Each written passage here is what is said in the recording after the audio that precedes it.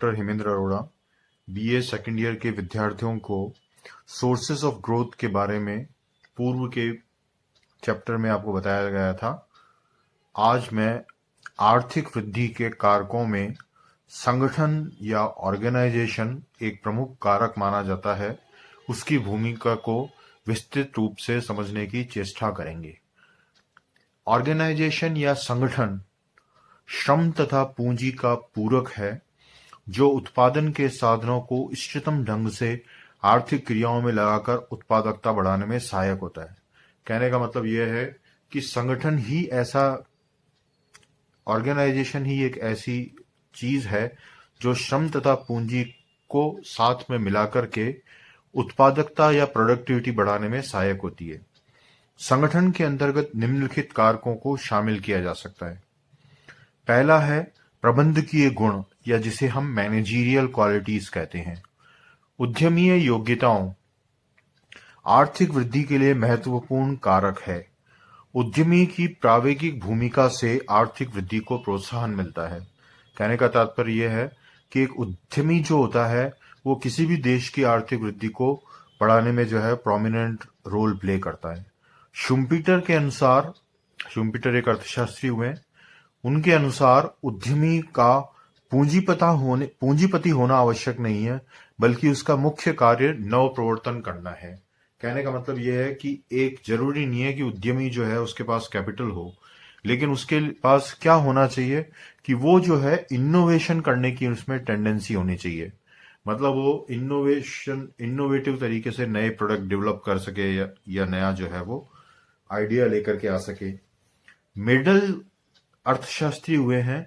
Medal के अनुसार, Gunnar medal जिसको कहते हैं, जिन्होंने जो है अर्थशास्त्र के अंदर नोबेल प्राइज जीता है, तो मेडल के अनुसार एशिया के देशों में उद्यमिता की कमी इसलिए नहीं है कि उसमें पूंजी अथवा कच्चे माल की कमी है, बल्कि इसलिए है कि उनमें सही प्रवृत्ति वाले बहुत कम व्यक्ति है।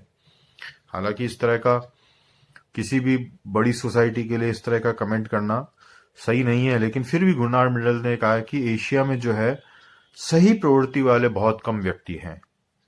इसके कारण जो है इकोनॉमी एशिया की जो है इतनी आगे नहीं बढ़ पाती है। एक कुशल साहसी न केवल अपने लाभ में वृद्धि करता है, बल्कि उनके सामूहिक प्रयासों के परिणाम स्वरूप राष्ट्रीय आय में वृद्धि होती है।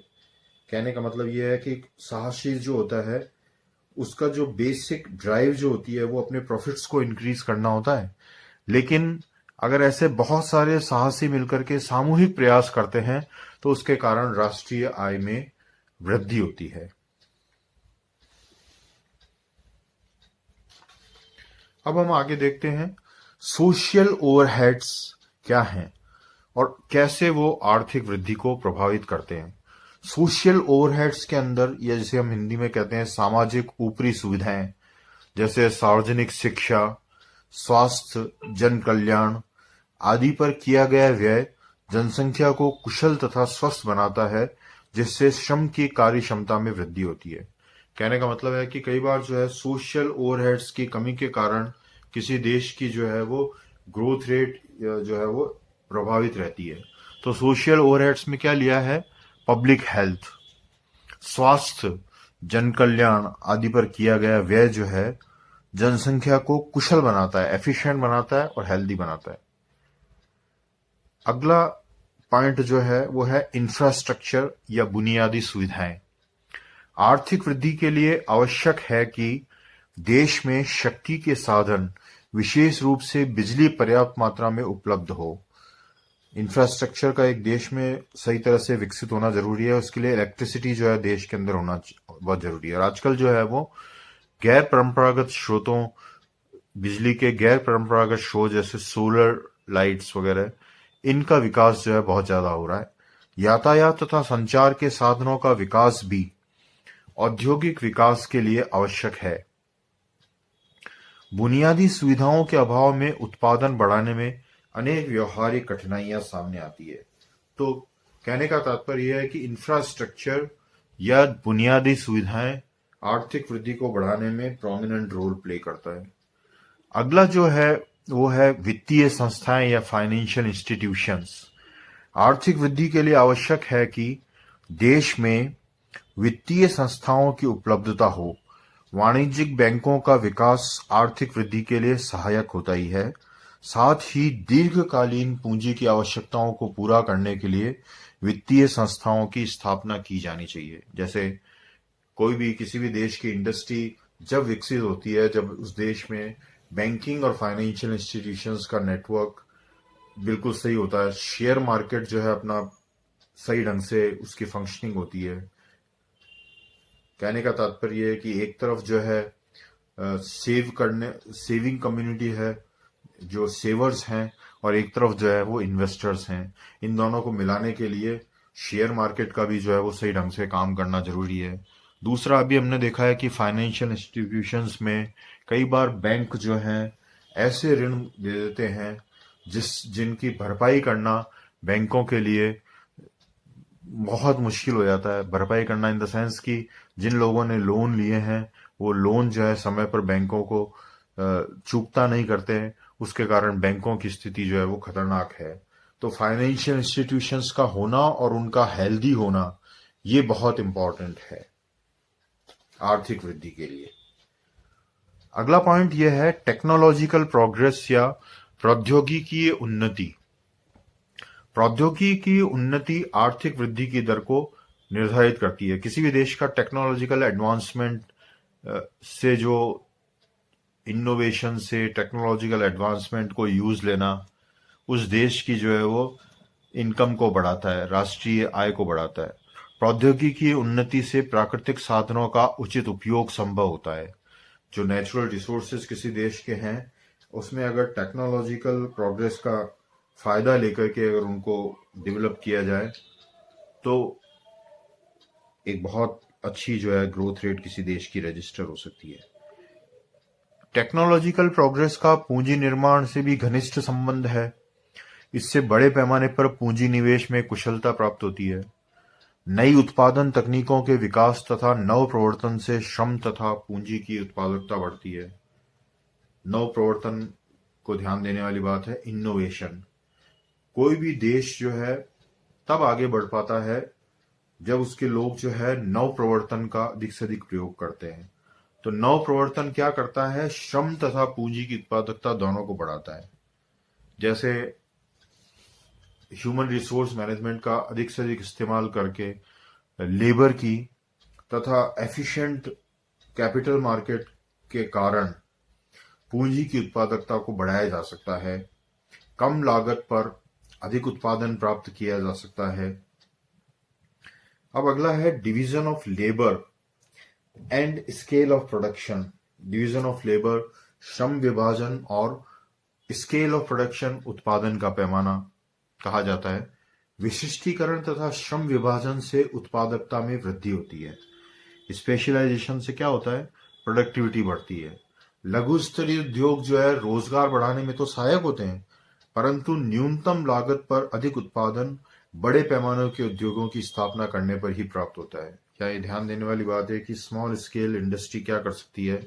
रोजगार तो जनरेट कर सकती है, लेकिन कम लागत के ऊपर अधिक उत्पादन करने के लिए बड़े पैमानों के उद्योगों की स्थापना करना आवश्यक होता है। और बड़े पैमानों के उद्योगों की प्रतिस्पर्धात्मक शक्ति भी अधिक होती है। अगर इंटरनेशनल लेवल पे अगर कॉम्पीट करना है तो बाहर की मल्टीनेशनल कंपनी से कॉम्पीट करने के लिए बड़े उद्योगों की स्थापना जो है की जाती है, और वो प्रतिस्पर्धात्मक शक्ति उनकी अधिक होती है। क्यों? क्योंकि वो इनोवेशन के अंदर जो है पैसा लगा सकते हैं और प्रोडक्ट डेवलपमेंट के अंदर पैसा लगा सकते हैं। अतिरिक्त उत्पादन, फिर बड़े उद्योगों की स्थापना से जो अतिरिक्त उत्पादन हो रहा है उसका निर्यात करके राष्ट्रीय आय में भी वृद्धि की जाती है। बाजार का विस्तार बड़े पैमाने के उद्योगों की स्थापना होने पर ही संभव हो पाता है। अब दूसरा यह है कि अभी हमने आर्थिक वृद्धि के कुछ कारक डिस्कस किए हैं। इसमें संरचनात्मक परिवर्तन भी एक इंपॉर्टेंट कारक है, या जिसे हम स्ट्रक्चरल चेंजेस कहते हैं। इसका क्या रोल है, इसको देखते हैं। संरचनात्मक परिवर्तन का उद्देश्य जो है एक परंपरागत कृषि प्रधान अर्थव्यवस्था से आधुनिक औद्योगिक अर्थव्यवस्था में परिवर्तन करना है। ऐसे संरचनात्मक परिवर्तन से रोजगार के अवसरों, श्रम उत्पादकता तथा पूंजी स्टॉक में वृद्धि होती है और नए साधनों के प्रयोग तथा तकनीक में सुधार होते हैं। यहाँ समझने वाली बात यह है कि हमको जो है एक एग्रीकल्चर बेस्ड इकोनॉमी से अगर ट्रांजिशन करना है मॉडर्न इंडस्ट्रियलाइज इकोनॉमी में, तो हमें जो है कुछ स्ट्रक्चरल चेंजेस लाने पड़ेंगे, जिससे रोजगार के अवसर भी बढ़ेंगे, लेबर की प्रोडक्टिविटी भी बढ़ेगी, पूंजी स्टॉक में भी वृद्धि होगी और नए साधनों के प्रयोग तथा तकनीक में भी सुधार होंगे।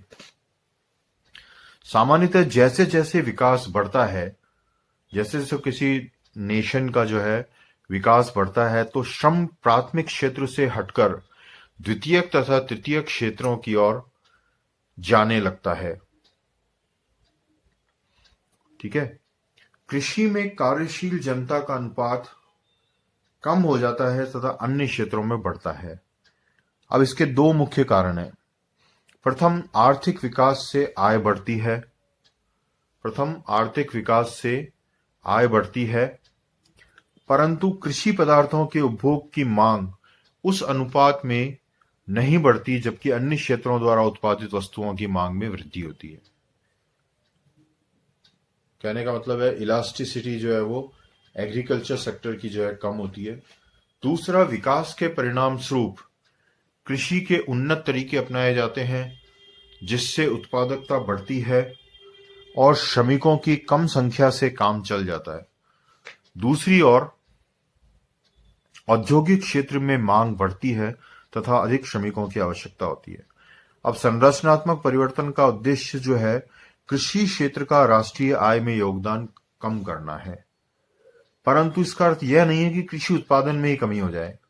आपकी जो पॉपुलेशन जिस तरह से बढ़ रही है, उसके हिसाब से जो आपको एग्रीकल्चरल प्रोडक्शन पर ईयर चाहिए, उस प्रोडक्शन के अंदर कमी ना लाते हुए कृषि क्षेत्र का राष्ट्रीय आय में योगदान कम करना होता है। कृषि तथा उद्योगों के बीच अंतर्निर्भरता के कारण कृषि का विकास औद्योगिक विकास में सहायक होता है और औद्योगिक विकास से कृषि के विकास में सहायता मिलती है। चूंकि द्वितीयक तथा तृतीयक क्षेत्र, सेकेंडरी और टर्शरी क्षेत्र को आप ऐसे समझ सकते हैं, जैसे द्वितीयक क्षेत्र के अंदर इंडस्ट्रियल जो जॉब्स होते हैं, इंडस्ट्रियल सेक्टर जो है उसको द्वितीयक क्षेत्र माना जाता है, और सर्विसेज सेक्टर जो है वो टर्शरी सेक्टर या तृतीय क्षेत्र में आता है। इसमें बहुत सारे धंधे ऐसे होते हैं जिसमें श्रम के बजाय पूंजी की अधिक आवश्यकता होती है। इसलिए रोजगार जो है उतना नहीं बढ़ पाता जितना कि कृषि क्षेत्र में रोजगार में कमी होती है। इस प्रकार आर्थिक विकास की प्रारंभिक अवस्था में कृषि क्षेत्र में अर्ध बेरोजगारी तथा अदृश्य बेरोजगारी बढ़ती है। कहने का मतलब है ट्रांजिशन नहीं हो पाता है। जो लेबरर्स प्राइमरी सेक्टर से निकलते हैं वो सारे के सारे जो है सेकेंडरी और टर्शरी सेक्टर में नहीं लग पाते और एक अनएम्प्लॉयमेंट की सिचुएशन जो है किसी भी इकोनॉमी के अंदर रहती है।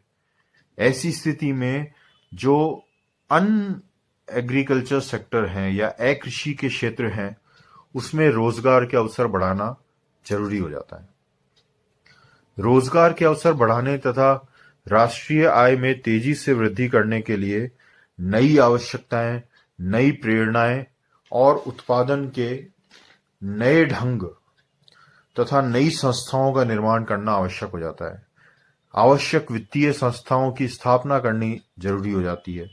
संरचनात्मक परिवर्तन लाने में जो है गवर्नमेंट जो है बहुत प्रोमिनेंट रोल प्ले करती है स्ट्रक्चरल चेंजेस लाने में, और सरकार ही जो है भूमि सुधार संबंधी उपायों द्वारा कृषि का विकास करती है, और अन्य क्षेत्रों में संरचनात्मक परिवर्तन लाने के लिए सरकार शिक्षा, कानूनी परिवर्तन तथा नई संस्थाओं की स्थापना के लिए आवश्यक कार्य करती है।